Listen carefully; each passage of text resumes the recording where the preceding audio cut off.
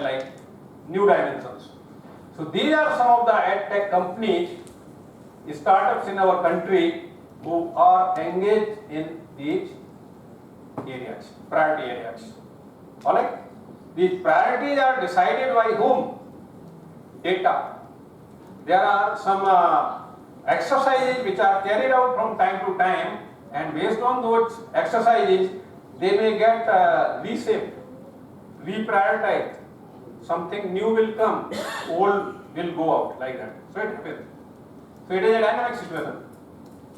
Now these are entrepreneurs whose startups turned unicorns. Alright?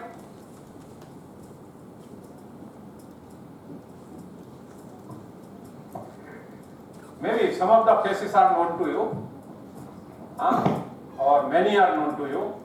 Now it's time to know as much as you can. So go ahead. These are the unicorns. So right now we have 118 unicorns. How many? 118.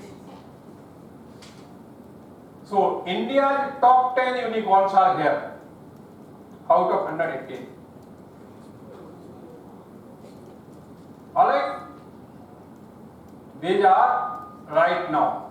Then here comes the fintech unicorns in 2025.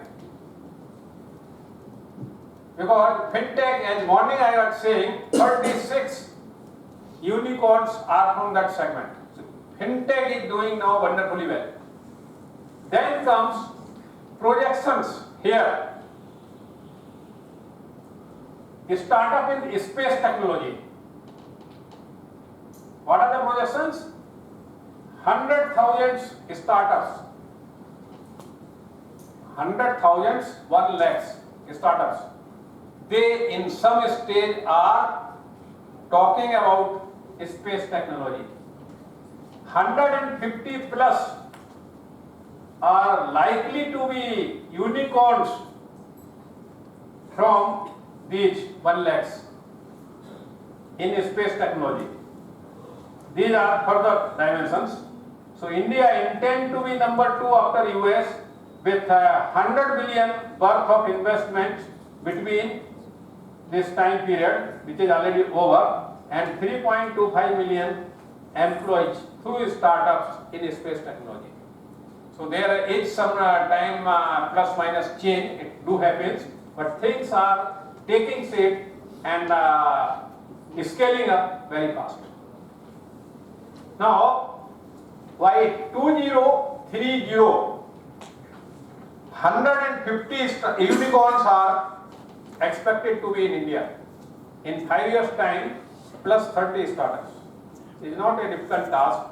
It already happened during the year 2022. 42 startups added up from India. But now that journey has become a bit tougher because competition have also increased. So India's unicorns, they indicate that there is full potential and possibility as well as viability of becoming 150 a reality. So unicorns means what? Unicorns are startups whose valuation is more than 200 million US dollars. Valuation is more than 200 million dollars. And they are to become a $1 billion. $1 billion becomes unicorns. Alright? So there are 115 number of unicorns right now. 52 billion is their overall combined valuation. And 16.5 billion plus they have raised the funds. Total funding is 16.5 billion. Then 5 unicorns are public listed. They are already publicly listed through IPO. They have become public before becoming unicorns. Then 43% semi-unicorns are valued more than 500 million. Alright? So these are coming up quite fast to join unicorns club. Now here comes fintech sector, which holds the highest number of India's future unicorns. So they are likely to become, out of 115, they have 31 or one third, we can say 36. They are fintech. Fintech means technology startup focusing on finance, right? So finance ka fin, technology ka tech. So mixing tech, or rather exploiting the potential of technology in the field of finance. That's the fintech. Then e-commerce, and then followed by various sectors. So 115 unicorns, certainly if they remain focused and keep striving, keep recircling the circle, surely will become unicorns to unicorns. So these are startup classifications. I kept mentioning that we are having startups in 56 categories, right? So these are the 56 sectors wherein startups are listed with Government of India on Startup India portal. Alright, more than 1,90,000 plus. Now this is exercise 3. I think exercise 2 we have passed away? No. So 2 I have taken out.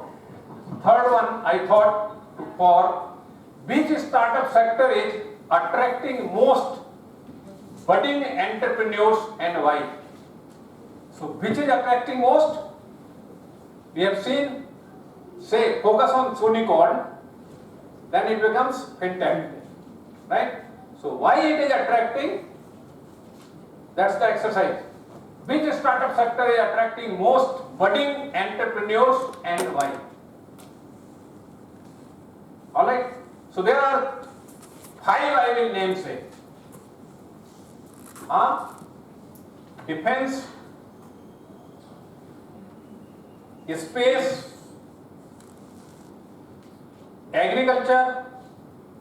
Now one area which is taking up and has vast potential is sustainability. So whether you talk of energy transition, green technologies, clean fuels or green fuels, they are all sustainability. Alright? And then definitely fintech is there. Without finance and human resources, nothing happens. Team can deliver miracles only when adequate resources, they are in a position to earn. If any startup remains parasitic, looking outward for finances, is bound to fail, and is one of the big reasons for failure, because if you are not working to be sustainable without external support as far as financing is concerned, certainly is going to fail. So I myself have visited few startups personally, and one of the startups I will like to share right now. I have visited last December, that is December 2024, Kota, Rajasthan. So there one startup which is Eki Foods, EKKI, Eki Foods. So what they are doing, Eki Foods? They are growing vegetables, and they are growing vegetables without soil. So agriculture without soil. And they are basically 3 graduates from IIT Bombay. So 3 technical minds together, they are working on a startup named Eki Foods, and they are growing vegetables, prominently tomatoes and cucumber. and they are supplying from Kota to Ahmedabad, to Delhi, to Jaipur. Now they are starting big farm in Madhya Pradesh, nearby to Bhopal. They have started their farms in Punjab.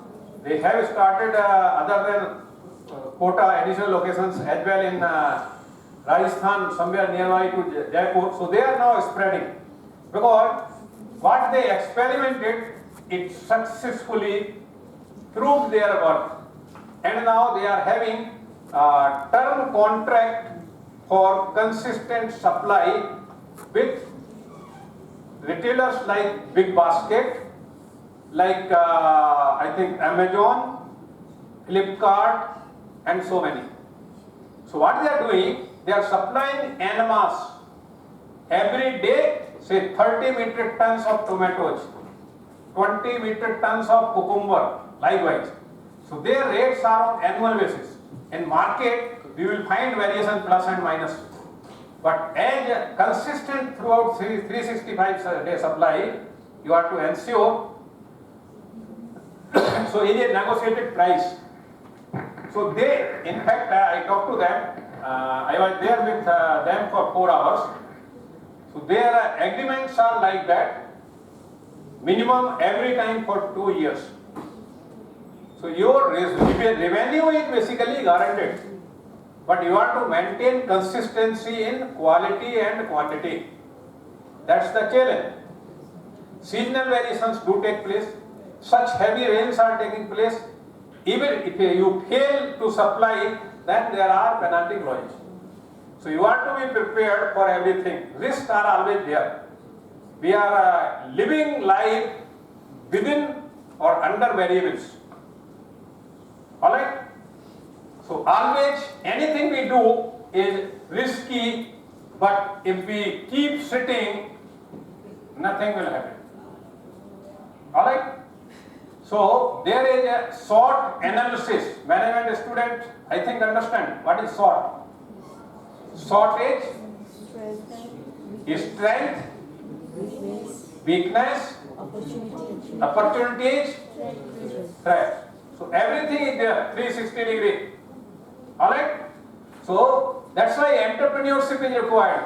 So we must know what are the various techniques and how to practice them, how to learn out of them, how to make use of, how strengths are to be used to exploit opportunities and thwart away the threats. Right? So if you have strength, then you will be in a position to exploit the opportunities, keep threats away, and improve upon weaknesses. Alright? So how strength comes? Strength comes by what entrepreneurs keeps doing, and I have shared in the morning what entrepreneurs keep doing. They are always the busy people, right? So becoming an entrepreneur is not that difficult as carrying on and succeeding. And success is not only once, because Byju's example we were discussing in the morning. Alright? So Byju has failed, having 22 billion of valuation, despite that, because there should be some limitation along with growth. If growth spoils your mind, innovativeness, creativity, and brings some high-headedness, it definitely bound to fail. So something happens out of this, or some like additional criteria. So which startup sector is attracting most budding entrepreneurs and why? So what is the time right now?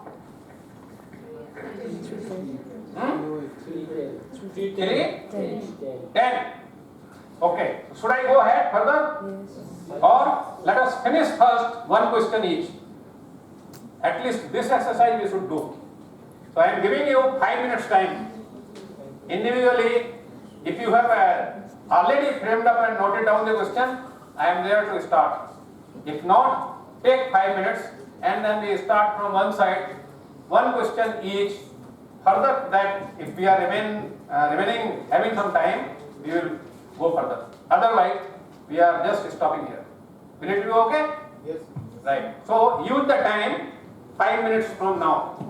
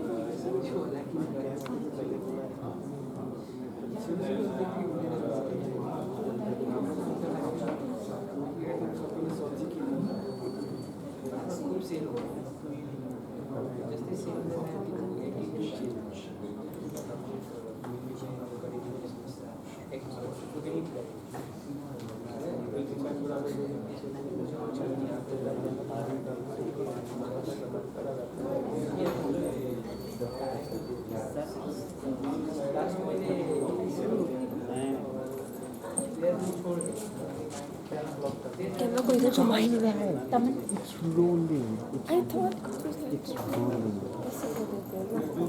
cô bà được tiếng rồi It's rolling. Chal raha hai. Recording chal raha hai.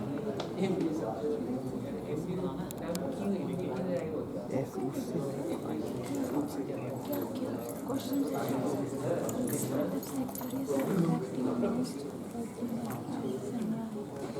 रुको serious है क्या बज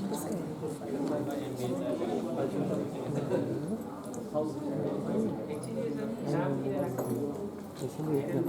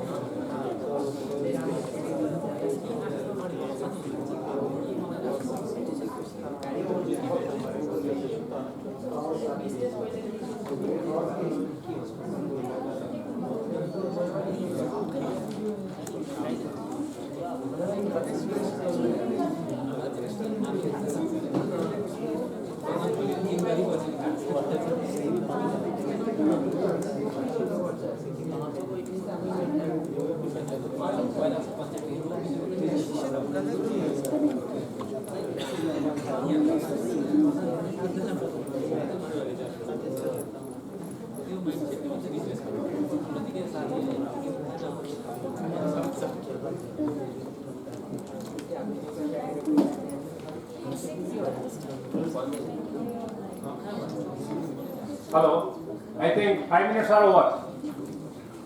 Right? So now I start from here. Or I should start there.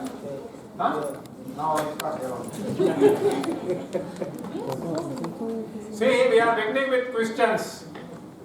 Alright? And first question is coming from here.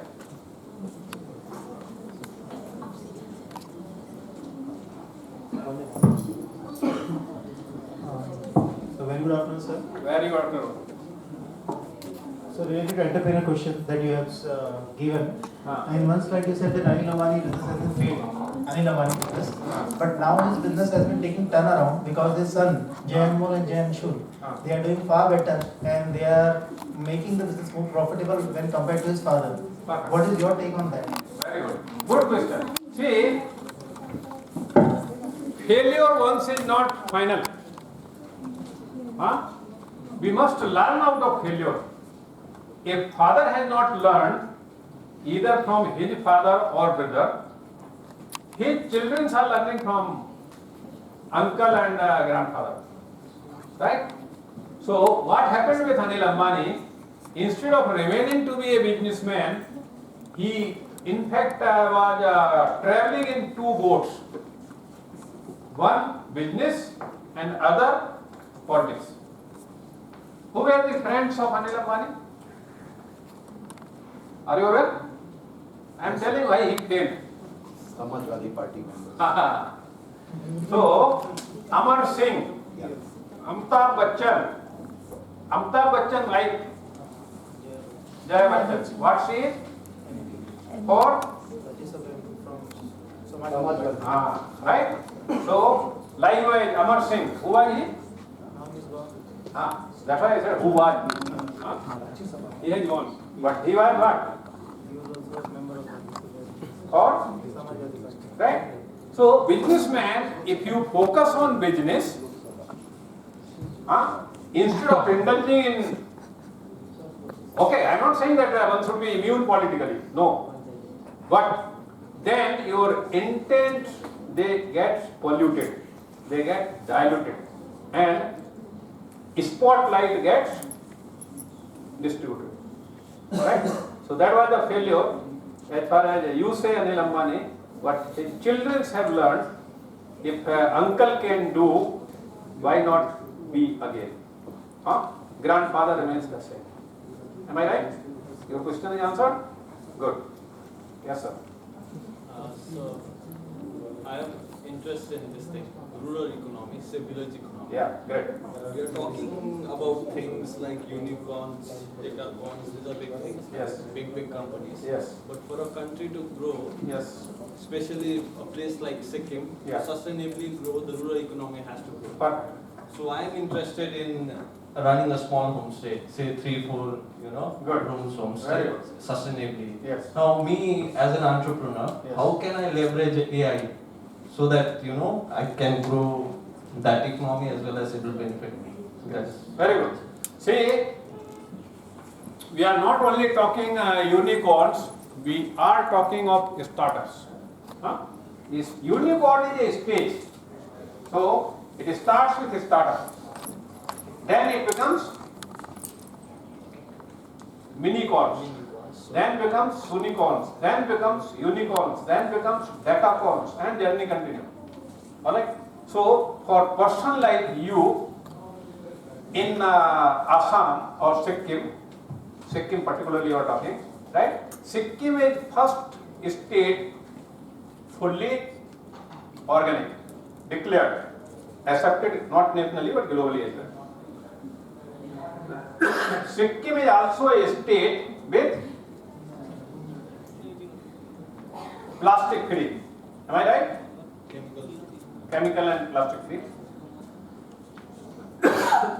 Sikkim is again a state wherein environment almost throughout the year remains similar. Peaks and valleys will definitely be there. If we move distances toward north, then definitely ice will be there. Ice, peak, tops and all. So Sikkim as a state is attracting tourists lot in numbers. And you are right in saying so that you are interested for starting home stay. Huh? Good. So home stays will be made use of by whom? Tourists. Alright. So now there are some national home stay chains. There is support from state governments. And there are different portals wherein you can enroll yourself as home stay. Alright. Now if you want to scale up, then these new tools and technologies they comes into. If you want to be an individual, one is home stay, then enroll on the portal. There are many national and international portals, and you will be successful. But scalability will not be there. So if you want to achieve scalability, one way is to keep going and adding up on that platform. Other way is to create our own platform. So with time and experience, that will decide which route you are to follow. So we need to have a team. Team means people with different backgrounds. So startups which are having say only technocrats, 105 members, all 5 technocrats, it will certainly fail. So we want to, that success depends on the heterogeneous team. If there is a man of supply chain, man of finance, commerce, marketing, like technical, definitely. And if we are using the techniques and methodology and steps I have deliberated, that technology, whether you are using AI or taking support of existing alternatives, they will be definitely helpful. But time will decide which route will suit you the most. So right now is not the time to think about that, but it is time that how you want to start, where you want to start, what is your reference point, where you want to progress and how you want to progress. Alright? Thank you.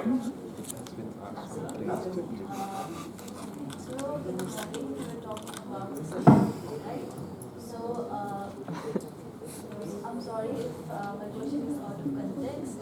So my question is, I've heard that AI, when we use AI or ask questions to AI,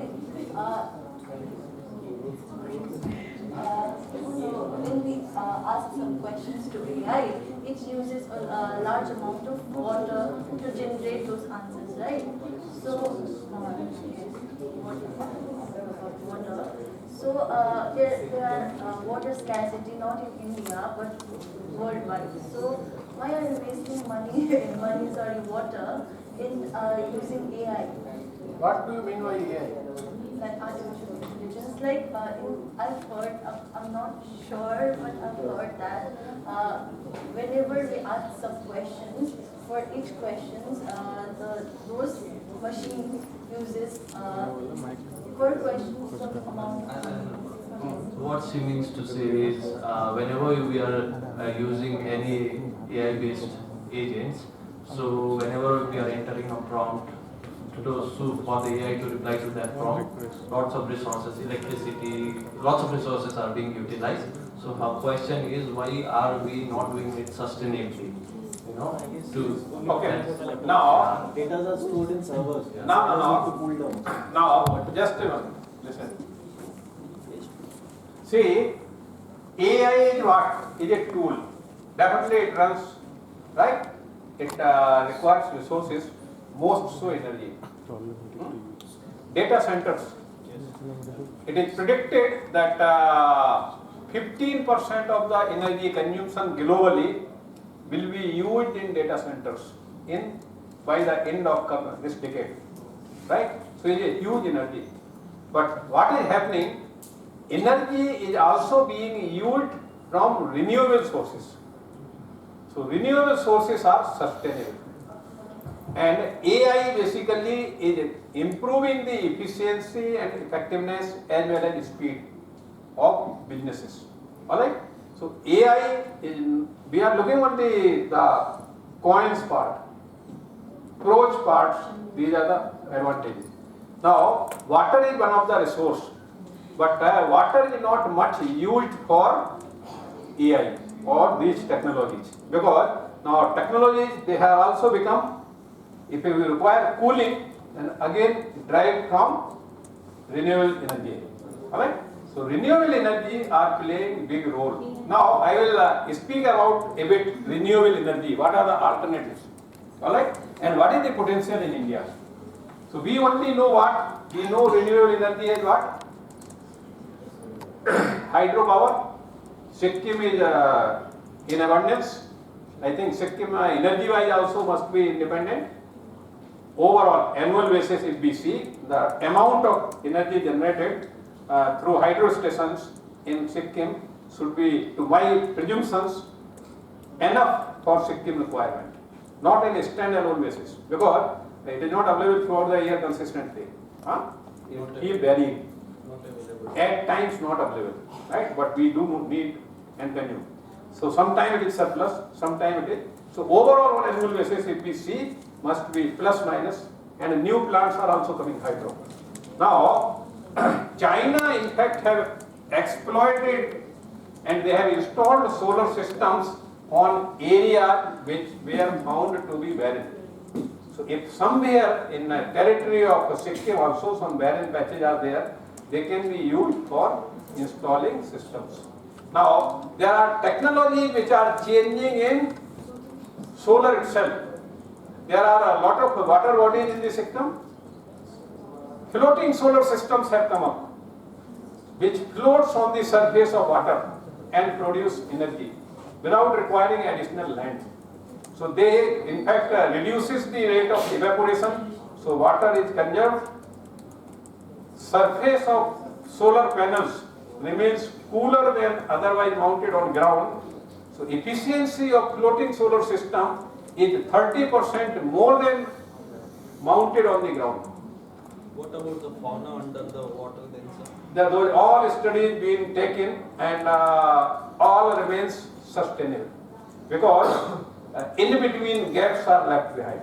So solar rays, they keep on penetrating water bodies, and water also dynamically keep moving here and there. There is no impact and effect. In NTPC, in coal station, if you have visited any, there are raw water reservoirs wherein water is drawn from a raw water source and it is stored within the plant premises for requirements on day-to-day basis. In case of emergency, also at least it remains enough for more than a week time. So those areas are vast in spread, and our Ramagundam power station, which is in Telangana, is 2,600 megawatt power station. There raw water reservoir, 100 megawatt electricity is getting produced. 100 megawatt. So there are lot many water bodies in Sikkim. Government of Sikkim can take initiative and definitely can exploit floating solar systems. Alright? Your question is done?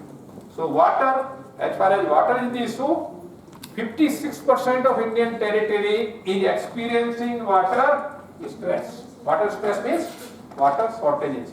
Now water shortage, whether it is on account of quantity or quality or both together, but stress is being experienced. To address water stress issue, there are many schemes.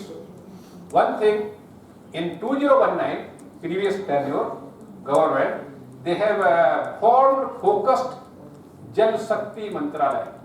You are aware? Yes, sir. And Jal Shakti Mantralaya, there are variety of schemes to address the severity which is predicted to be there because of water shortages. So first and foremost scheme which is now implemented, I am sure must have been implemented in Sikkim as well, is what? Jal Jeevan Mission. First is Har Ghar Nal Jal. Direct tap water in each house. Is it done in Sikkim? Yeah, that is Jal Jeevan Mission. It is called out here Jal Jeevan Mission. Jal Jeevan Mission. Alright? So Har Ghar Jal. That means in Rajasthan, people used to travel miles and miles to carry water. Not only Rajasthan, many parts of our country, in many states. So government has ensured that who carry the water? Females. So they do their routine rituals within house, and they are also to go miles away for water. So now water is available through pipe supply, and it's quite water which is potable, much better than no water available. Alright? So this issue is largely addressed, and target of government, to my memory, is 100% throughout country. This Har Ghar Nal Jal is to be available. So I think by now it is more than 90% already available. Left out areas also will get covered. So this is first scheme. Second scheme is government has come out with Amrit Sarovar scheme. In time, if we look back, every locality, every village used to have water bodies, water ponds. जैसे हम क्या बोलते थे, तालाब, water tanks, natural. So they were in fact quite hygienic. That water was being used for kettles, was being used even some places for drinking by human being as well.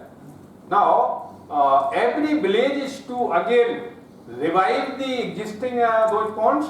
If not, then construct the new ponds, so that water which run away during the rainy season can be stored, and it gets percolated during rainy season also, so that surface water rises.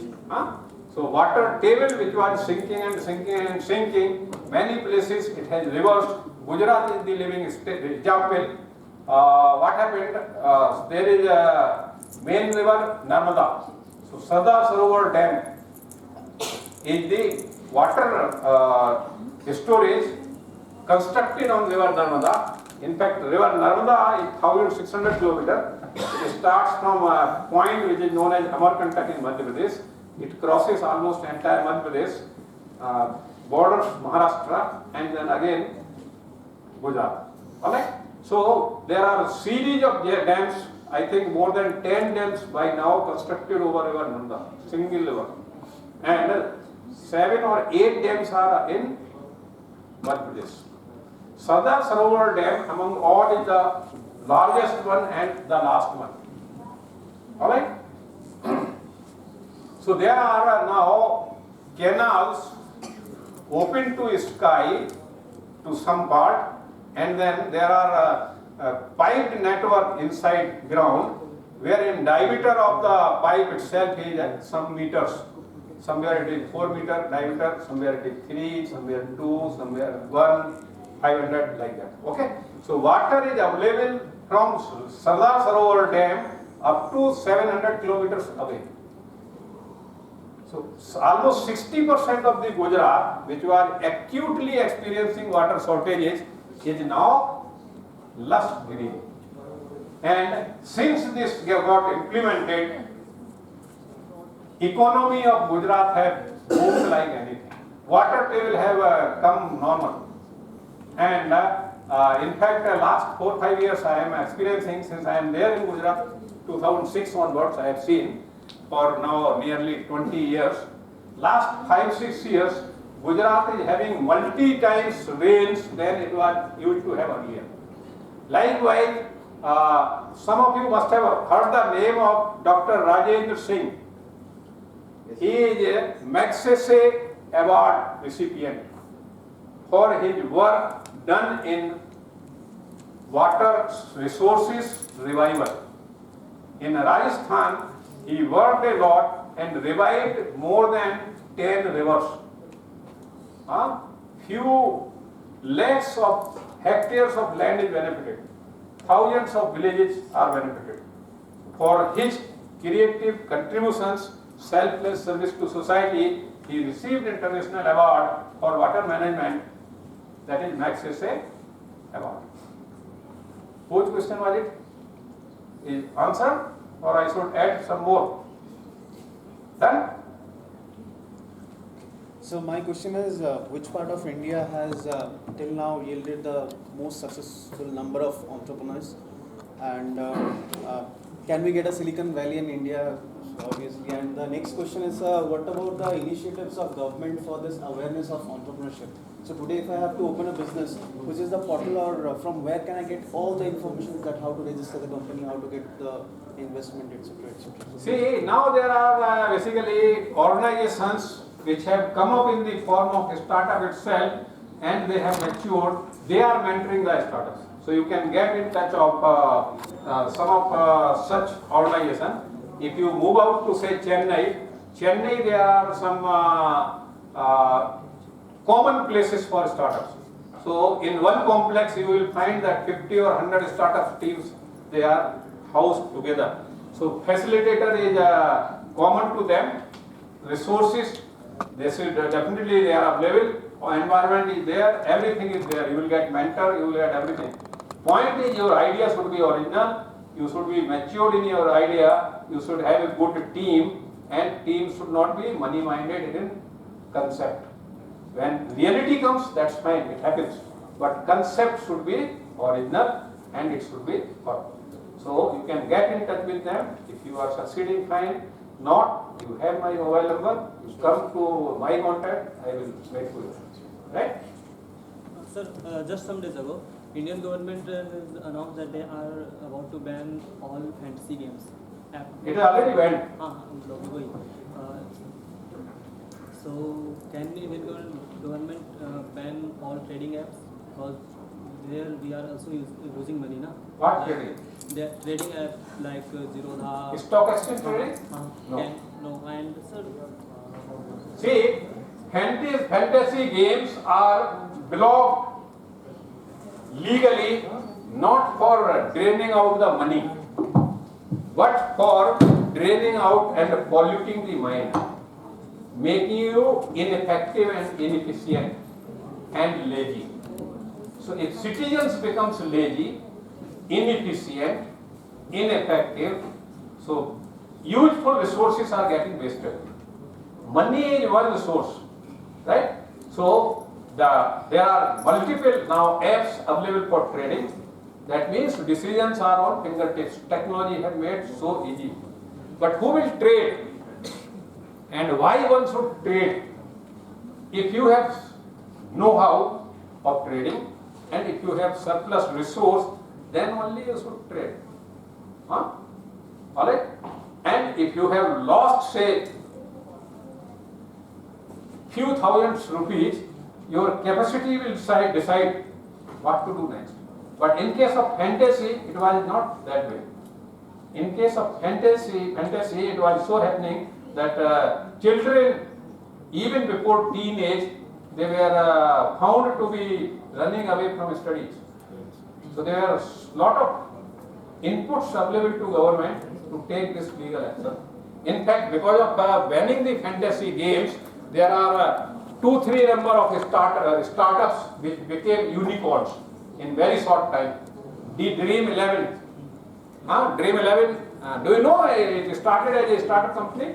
Yes, sir, it was in the list. It was there in the list also. Right? Now, because of legal decision government has taken, legally it is banned.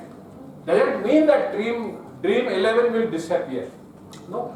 But I said that there will always be opportunities and threats. So this is threat to that team, Team 11. They must come up. They must face challenge head on and come up again. They are technology-based company. So they are only to change their direction, reorient the direction and come up again. And I am sure they will do it. Answered your question? Good afternoon, sir. My question is, what is the most important skills for an entrepreneur to start their business? And you said in the previous one that when a business turnover is 100 crores, that only considered as a success. That doesn't remain to be started. That entity do not qualify to continue as startup. They become independent setup, doesn't require support from government. That is the purpose. So, set of skills depends on your own background. Huh?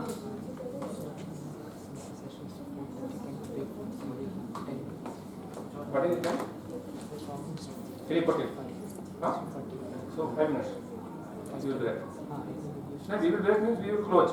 No, sir. Then we can continue. It will continue up to 4:30. Yes, sir. Then we can break right now. So let me finish this question. Okay. So, skill sets. If background with finance will be different.